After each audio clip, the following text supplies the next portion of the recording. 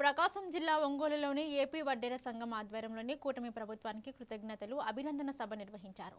ఈ సందర్భంగా AP Vaddera corporation director Tammisetti Ramadevi మాట్లాడుతూ వడ్డేర్ల సామాజిక, ఆర్థిక, రాజకీయ అభివృద్ధిని దృష్టిలో ఉంచుకొని ప్రభుత్వం జీవో నంబర్ 126 జారీ చేయడం హర్షణీయమని అన్నారు.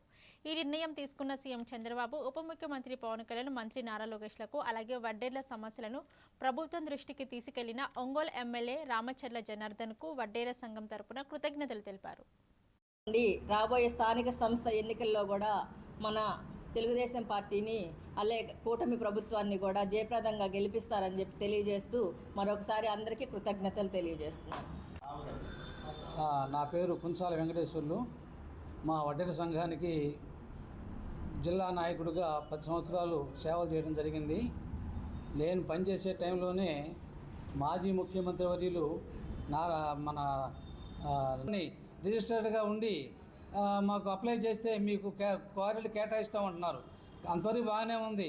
క్వారీలు కేటాయించినప్పుడు మా వాళ్ళు ఇప్పుడు గడ్డపార్లు చెలపార్లు పెట్టి తవ్వుకునే వాళ్ళు ఎవరు కనపడటంలా, వాళ్ళు గిట్టుబాటుగా ఉండటంలా, చేతి కొట్టుడు కంకర కొనేవాళ్ళు కనపడటంలా.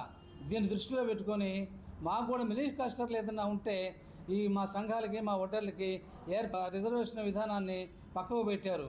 కాబట్టి ముఖ్యమంత్రి వర్యులు నారా చంద్రబాబు నాయుడు గారు కానీ, లోకేష్ బాబు గారు కానీ, ఉప ముఖ్యమంత్రి ఈయన పవన్ కళ్యాణ్ గారు కానీ ఇవన్నీ దృష్టిలో పెట్టుకొని మా వడ్డీరుల్ని ఏదైనా వాళ్ళకి ఏదైనా సహకారం చేయాలనుకుంటే ఈ సొసైటీ